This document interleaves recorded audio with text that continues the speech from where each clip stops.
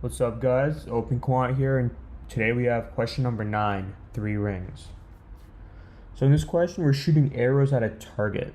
The target has 3 rings: an inner circle with radius 4 inches, next ring with radius 8 inches, and a ring around that with a radius of 12 inches. Each of our shots hit the target somewhere uniformly at random, meaning any point on our large target will be hit with equal probability.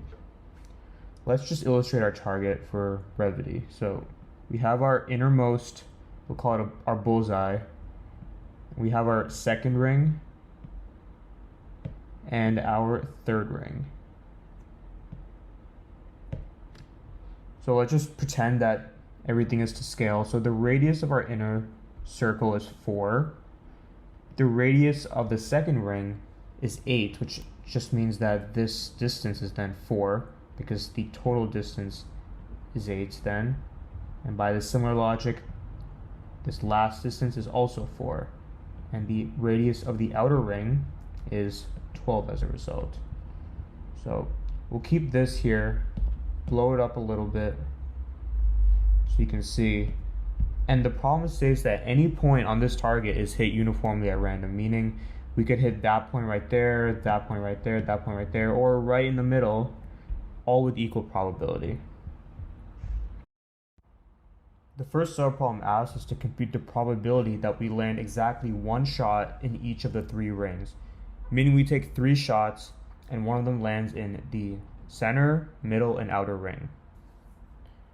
Let's start by labeling our diagram. So we will call the center A, the middle B, and the outer C. And we'll denote A, B, and C as the event that you hit A, B, or C. Let's start by computing the probability of A and B and C. So because the target is hit uniformly at random, we can use the areas of each respective region to find the relative probability of events A, B, and C. So we'll start with A. The probability of the event A is the area of the inner circle, this right here, divided by the area of the outer circle, or divided by the total area, which would be the entire circle, the area of that entire circle. So this is equal to the area of the inner circle, pi r squared, pi times 4 squared, divided by the area of the total target, which we know to have radius of 12, so pi times 12 squared equals 16 over 144, and this simplifies to 1/9. We'll apply a similar logic to B and C. But remember that B is simply this ring right here, as opposed to the entire circle. So we're going to find, to compute the probability of B, we would take the area of the second circle, which has radius 8, so 8 squared, and subtract the area of the inner circle of just A, pi times 4 squared. And once again, we're dividing by the total area, 12 squared. So this is 64, the pi's will cancel out in the numerator and denominator, minus 16 divided by 144, or 48 divided by 144. This simplifies to, we divide by 16, the numerator and denominator, to get 3 over 9. Lastly, probability of C. So that would correspond to the probability of hitting just this outer ring, is by the exact same logic as for the probability of B. It would be the pi times 12 squared minus pi times 8 squared, all divided by pi times 12 squared. We are finding the area of the outer circle, this one right here, and subtracting the area of the second circle to get exclusively the third ring. So this is 144 minus 64, 144, 80 over 144. Again, we're dividing by 16 in the numerator and denominator to get 5 over 9. So now we have the likelihood of hitting each of the 3 regions of this target but we're asked to find the probability of hitting each area exactly once in 3 shots. So like for example, we could hit A, B, then C, or C, A, B, B, A, C, etc. And using some discrete math concepts, we know that there are exactly 3 factorial permutations of the areas A, B, and C. And just to prove this fact, this is equal to 6. Just to prove this fact, we can find the remaining 3. We have 3 right here. Let's just find the remaining 3. So we have CBA, we have ACB, and we have BCA. And those are all the possible enumerations of the ways that we could hit the target in each of the 3 regions in order. So for example, this would be our first shot hits A, our second shot hits B, and our third shot hits C. So there are 6 possible ways that we could hit each of the 3 regions exactly once. And for each of these 6 iterations, or permutations, excuse me, the probability of it happening is simply P of A times P of B times P of C. This term can be rearranged in whatever order. So it could be C, then B, then A for this event. It could be A, then C, then B for this event. But because multiplication is commutative, we can just write it as this expression right here. So we have 6 ways, and the probability of each of the ways occurring is this P of A times P of B times P of C. We know each of these 3 values because we derived them up above. So now let's just plug them in. So 6 ways. P of A is 1/9, P of B is 3/9, and P of C is 5/9. So this we get, let's see, 6 times 15 over 729. This is 9 cubed. This is 90 over 729. So this is the probability of hitting each of the 3 rings exactly once out of 3 shots. Because I use a calculator to verify this last part, this expression reduces to 0.1234 or 12.34%. This next subproblem asks us to shoot 3 n shots at the target and then find the probability that we land exactly n in each of the 3 rings. So for example, we shoot 9 shots at the target, find the probability that you land 3 in each of the 3 regions. To start this problem, we will count the number of valid ways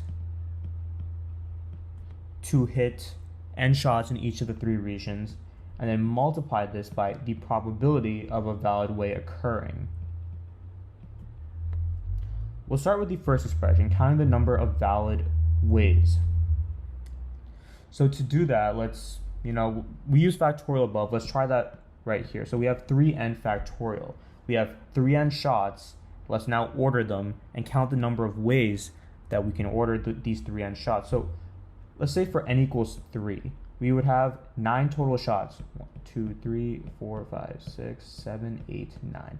So we could have, this is just the most basic but valid way, where we have 3 in A, 3 in B, and then 3 in C. And we could enumerate this for all the possible ways until we get all 3n factorial ways. So, that seems pretty straightforward, right? I guess that is the solution. I wish it was that simple, but there is something to know about using factorial to count, and it's that it treats every object as distinct. Here's what I mean. Let me redraw this a little bit. So to us, this is it makes a lot of sense. It's pretty straightforward. We have 3 A's, 3 B's, and 3 C's. However, an identical iteration or permutation of these 3 characters would be exactly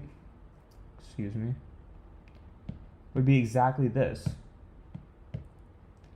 These 2 are actually different, even though they look the exact same. And let me explain why. We will start by denoting this A, and that A. So these three are all a, but they're different. And the permutation function treats them differently when we're counting the number of ways. And in this example right here, maybe we have this a right there, this a right there, and then this a right there. So now you can see why they're different, even though there are still 3 a's there and 3 a's there. So we actually are overcounting by a factor of this right here is n factorial, because this 3 factorial ways to count just the a's are being duplicated in our count using 3n factorial. So to use permutations to count the number of valid ways we can order our 9 shots, we actually need to divide out by n factorial, or in this case 3 factorial, for each of the a's, the b's, and the c's. So that way we are not treating each a, b, and c as distinct values, rather they are the same. When we divide out by this n factorial, we're getting rid of this whole, coloring aspect, and we are simply allowing each a to be an a, as opposed to a distinct element of our count. So we have 3n factorial divided by, and then we have 3 sets. 3, and then for each set there are n factorial ways to order them. So this would actually be the accurate way to count the number of orderings for our 9 shots, or our 3n shots. This is a little bit confusing, and I understand it took even me a bit of time to come to this conclusion. So let me explain it a second way. Let's count the number of valid ways in a second manner. So we will use a bit of combinatorics for this. It's a favorite of mine, as I'm sure you know by now. So we originally have, we'll use our example of 9 again. 6, 7, 8, 9. And we want 3 of these slots to be assigned to A, 3 to be assigned to B, and 3 to go to C. So what we're essentially doing is choosing 3 of these slots to go to A, 3 more to go to B, then 3 to go to C. So we can do that with combinatorics. So we have originally 9 slots. Let's assign A first. We have 9 total slots, and we want to assign 3 of them to A. So we have 9 choose 3 ways to do that. Now let's say this went to A, that went to A, and then this went to A, for just example sakes. Now we have 6 remaining slots, and we need to assign 3 of them to B. So 6 choose 3. Let's say that was B, and this was B right there. And for the last set of C's, we have 3 remaining slots, and we need to pick 3 of them to go to C. There's only one way to do this, hence 3 choose 3 is equal to 1. So to generalize this expression, as we did for the first way, we can just write it as 3n choose n, 2n choose n, and n choose n. And in fact, this expression, it should be equal to the value that we got in our first method, right? Because in both instances, we're counting the same thing. We're counting the number of ways to order our 9 shots. And, I do want to prove that to you, and don't just take my word for it. So let's do that. We'll start with this expression, and the goal is to end up back with this one right there, and hence proving that these two expressions are counting the same object. So 3n choose n is equal to, I'll just copy this whole expression actually. So we have this right here, and we're going to use the formula for the choose function to break this down. So 3n factorial divided by 2n factorial times n factorial. And again, that step right there was just from the expression and definition of the choose function. It's something that I do believe you should be familiar with. So the second term right here is 2n factorial divided by, say, n factorial times n factorial. And this last one is just n factorial divided by 0 factorial, or 1 times n factorial. So again, we already know that this equals to 1, and this statement right here just proves that to be true. So we can now begin to simplify a little bit. So let's cross out the 2n factorials, and so that's what we can do. And we're left with 3n factorial over n factorial, n factorial, n factorial. Or as we found from the previous, from the first method of counting, 3 times n factorial. So this is the number of ways to count our 3n shots, and it's exactly how we counted originally when we used a permutation method. So that's the number of valid ways. We just solved for the generalized number of ways to count our 3n shots. Now let's find the probability of such a way occurring. So fortunately, this step is a little bit easier. So we have n shots going to A, n shots going to B, and n shots going to C. And we know the probability of A, B, and C.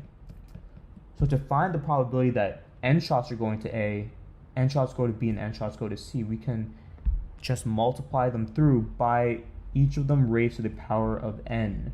And if you recall in our first subproblem, we did exactly this, except in that case n was equal to 1.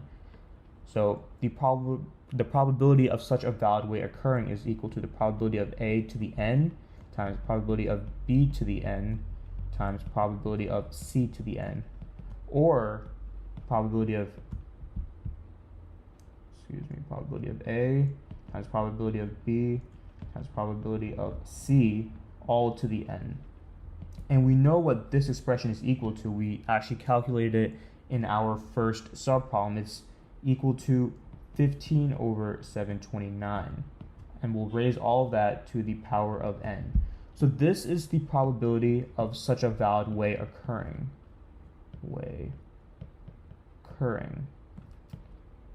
So now combining our two expressions, we have this way, we have the probability of a valid way occurring, and we have the number of valid ways. We can get the probability that we're asked to solve as, say, 3 factorial over 3 times n factorial times 15 over 729 to the n. Excuse me, this is 3n factorial. And in the coding simulation, we're actually going to verify that this expression holds true for an n equals 3 value. Hey guys, so here's the coding solution that I just talked about. So I actually have designed a simulation for both part 1 of the question and part 2. However, since part 2 is a more generalized and extended version of part 1, we're just going to run through part 2. However, the code for both sections should be on openquant.co, so if you want to check out both, feel free to look at the website. So we have n equals 3 for part 2. Just a reminder, part 1 was for n equals 1. So we simulate a trial right here where 3n times we randomly choose between A, B, and C according to the respective probabilities, which we derive to be the relative proportions based on our dartboard, and then we return the value of that simulation. And then 100,000 times we run a trial where we simulate throwing our 9 darts at the dartboard or at the target, and if we get n A's, n B's, and n C's, where in this case n is equal to 3, then the number of successes is incremented by 1. We're just counting the number of successes. And then at the end, we are dividing the number of successes by our total number of trials, 100,000. And I plugged in n equals 3 to our formula that we derived as the result of part 2 of the subproblem. And the theoretical value is around 1.46%. And now let's see how close we get to that in the real world. So we'll run this, and it takes a bit of time because of 10,000 trials. But okay, in this case we got 0.015, so 1.5%. Let's run it one more time.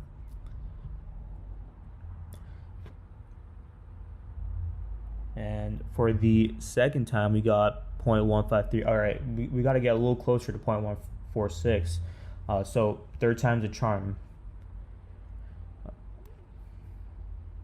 Fingers crossed for this one. I have no idea what's going to show up. Okay, 0.148. I like that. That's That's very close to the 1.46 that we expected to see. And again, we could increase our precision just by increasing the number of trials, but it already took a good amount of time with 100,000. So I think we're good with that. And yeah, I hope you enjoyed the coding simulation just to kind of back up and verify that what I had shown to you through theory is in fact true with the real world instances. Thank you.